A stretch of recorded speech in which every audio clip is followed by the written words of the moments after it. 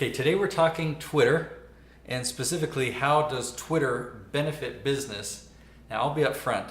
I am not the guy to come to learn about Twitter, but Michelle is. She's not the guy, but the gal, the person, the expert. So stick around.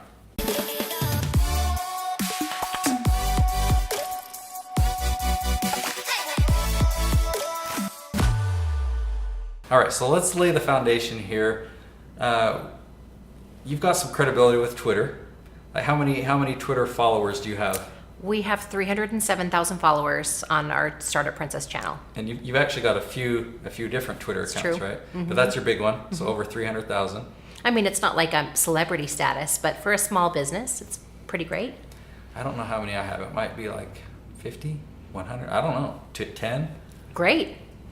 10 people are hearing from you. They're not actually, because I don't tweet. So I'm excited to do this video really just to kind of because it's something that I still don't understand. We've chatted about it before, but I want to get into. I say the phrase nitty gritty. I said it a few times today because I don't enjoy Twitter, and I don't know why. Because I know you love Twitter. Talk to me about, first of all, why you love Twitter. Okay, before I do, I Yes. need to say, like, this is like social media anonymous. Like, I hate Twitter. It's okay. Like, I don't believe that every business has to be on every social media platform. Mm-hmm. I do believe that it's okay for you to pick your favorites and to play powerfully there. And I would much rather business owners choose one or two places and go deep than be in 8 different outlets and not do any of them any justice. So it is okay for it not to be your primary medium. That said, any chance I get, I'm happy to tell people why I love Twitter. And first and foremost is that Twitter is the best right now, and this could change in time, but still over the last decade is the best for links. So where Facebook and Instagram and some of the others are really not link friendly and they don't want you to post links and they will lower that in the algorithm, doesn't affect in Twitter at the same amount, which means that Twitter, my second point on why I love this, is bringing me the most traffic to my websites. So continually, Twitter is my number one on all of my sites for traffic back to my web locations. And you'll track that through your analytics. I like track Google that through my Analytics, Google Analytics so I can see where things are coming from. And so I'm sharing content, I'm sharing past blog posts, I'm sharing new blog posts, I'm sharing videos, I'm sharing podcasts, and I'm still getting the most traction from Twitter than I am through any other social platform. That's real important to hear. That's something that I haven't ever heard before. What really motivates me to use YouTube and why I've gotten such great results on LinkedIn is because I know the result, I know how to get it. Sure.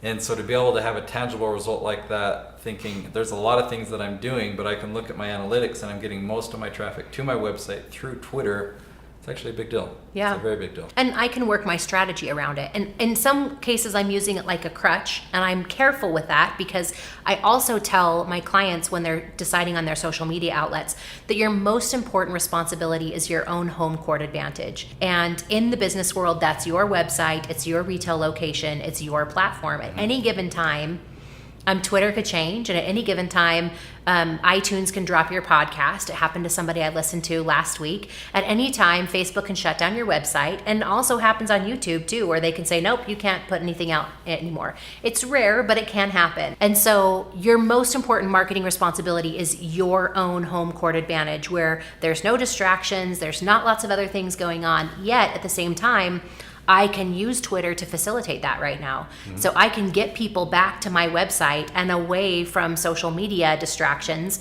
by utilizing Twitter. And so it's funny because I forget too. Sometimes I'll get into the habit and I'll get excited about playing in Instagram stories for a while and be like, oh my gosh, I haven't tweeted. And I need to go back and tweet with my audience and engage with them. But because of that traffic, that is one of my biggest hot buttons. All right, so one thing that I know that a strength that I see on Twitter that I would like to use, I just haven't been able to convince myself to do it. Okay, the strength that I see is it's a great way to like join in a conversation. Absolutely. I feel like, okay, if I'm going to use Twitter properly and start, jumping into conversations so that I can network with some great people, I see it as it's going to take more time and more effort, where I'm trying to reduce my time and become, I'm always trying to become more and more efficient. I know how to hire somebody else, but I have a hard time like feeling like I can hire somebody to, because it's you can have pretty one-on-one conversations, real conversations with people on Twitter, almost like you would in a text message. So how can I do that without it taking up my time? Okay, so a couple of things that you mentioned in there that I think are really key. One of the other reasons why I love Twitter is because the conversations are already happening. You can just dive in. And Twitter is still hashtag friendly. Facebook tried to get into the hashtag game. They came in late. It didn't really work. And now if you put hashtags in, it often lowers in the algorithm because they don't want you to hijack a hashtag. Twitter doesn't care about that. And if you want to hijack Meghan Markle, for example, you can. Now, I don't recommend businesses do that unless they have a legit reason to hashtag into trending conversations. But it's easy to tack in. So I might only have 307,000 followers, but if I do hashtag marketing or hashtag small business or hashtag work at home moms or whatever it is, I can tap into another conversation that's way more than even my following. And I can also create conversations that way too. One of the ways that we built our audience, and it still works today, not exactly the same way, but it still works in principle form, is by creating conversations people care about. So you can either tap into the conversations that are already happening, or you can create conversations that people will get interested to so that they can come be part of it. And we built our following through what we call Twitter chats. And so each week on Wednesdays at noon, we would do hashtag startup chat. And so we would have a different subject every single week. One week would be about marketing, next week it would be about press, and we would invite other people to participate with us. But then we had this big open conversation, and as long as people use the hashtag, we could follow along, and people would ask us questions. We'd put questions out to a panel of people, but then we gave everyone the microphone. We gave all these business owners that we were friends with an opportunity to have that conversation with us. And so they were sharing their tips, their advice, and they were tapping into a bigger conversation. They might only have 100 followers, but they were tapping into a bigger conversation they couldn't have either. And so we were curating and collaborating on conversations through hashtags that helped build our following, but also helped tell really good stories. And I love, and I can't say this enough, I think that as marketers, it's really hard to condense our messages. We want to share everything about what we do, but Twitter forces you to be concise. It's an awesome tool to share small tips, tricks, bits of information, and forces you to hone your message without going completely overboard. And as a result, it's easy for other people to digest because it's so concise. All right, so I love answering questions. Sure. I love teaching and training, and so I find on Twitter, I feel like, okay, I'm just going to tweet, isn't the weather amazing today? Like I can't wrap my head around something that's so short like that. So I can wrap my head around somebody else has started a conversation or they've asked a question, and I'll go in and I'll answer it or whatnot. Is there a good way to share content, or do I need to use other platforms for the sharing of the content? Okay, so, and you also asked this before too, and then I went down like hijacking conversations. But the real question is, how do you decide what to say? So are you on Twitter, and how do you do it without it taking over your life? The reality is that you can post 100 times a day, and if your audience doesn't care, then they're happy that you're doing it, which is different than any other platform. So you can share a lot more. I don't share 100 times a day because I can't think of 100 things to say in a day, but I do get specific. One of the videos that we talked about before was creating your core message and deciding what your core message is as a business. And I use that as a foundation for my Twitter messages. And then I will pick a theme for every month. So for 1 month, I talked about leadership, and another month I talk about success principles, and then another month I'm gonna talk about marketing. And maybe even another month I'll talk about marketing content. And then what I'll do is I will curate, write, and create graphics around a specific theme, and I will schedule those in advance. There's a lot of different schedulers out there. I use Hootsuite, but there's a few others that work. And so I will schedule the conversation that I want to have, but it doesn't just work to schedule and forget it.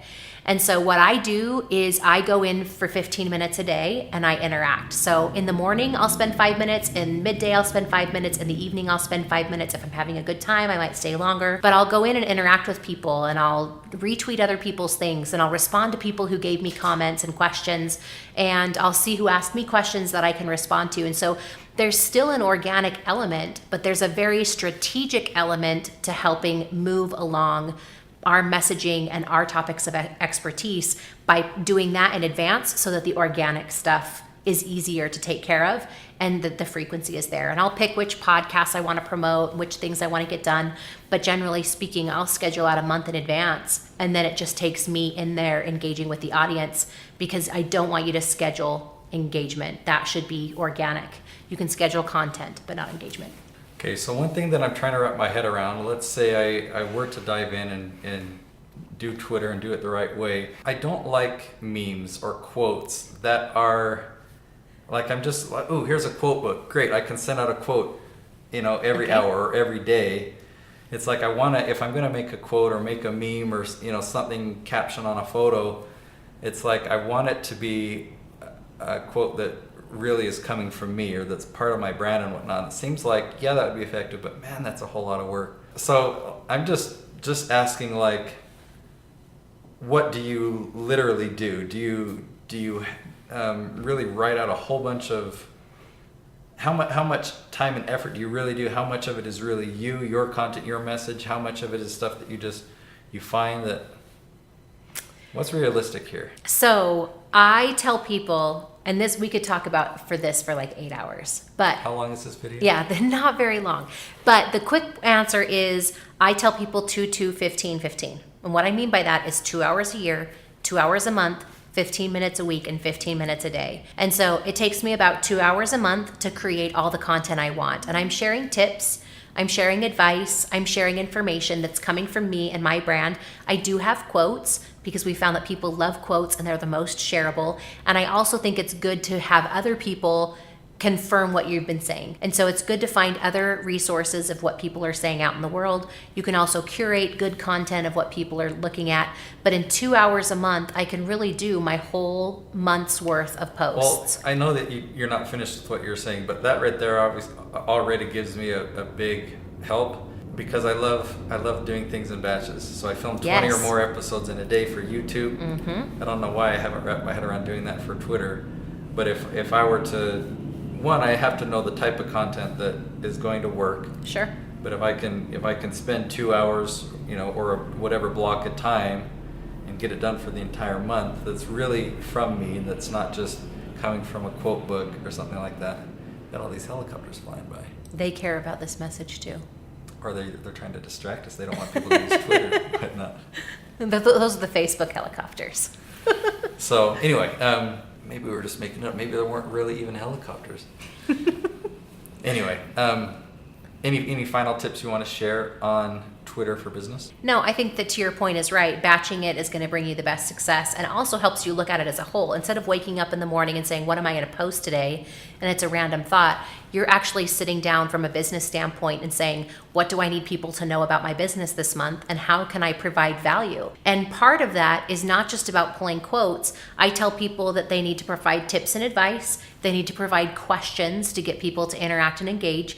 They need to sell. They need to get people to sign up for their email list. So use Twitter to grow your email list. And then the last one is selling. But selling is only 10% about what you do. And so everything else are things that you've created. But also the final tip I'll say on this, because I know we could talk for a long time, don't be afraid to use old things. So I have a list that has old blog posts, old videos, old podcasts. And if they're still relevant, obviously if they're not time sensitive, I will still share those. And so it's not about creating brand new things every time. It's about sprinkling in some of the past things that you've done, because those are just as relevant and valuable today as they were 2 or 3 years ago, assuming they haven't changed. Yeah, if I think of a really good tweet that I send out right now and 5 people see it, I could probably send that tweet again and not have any problems. Mm-hmm. I do have one more quick question. I like it. Does Twitter have a scheduler, or do you need to use something like Hootsuite? So currently Twitter doesn't have their own scheduler. Okay. They have third party. Facebook has their own scheduler, and you should always use the Facebook scheduler. But for Twitter, third parties,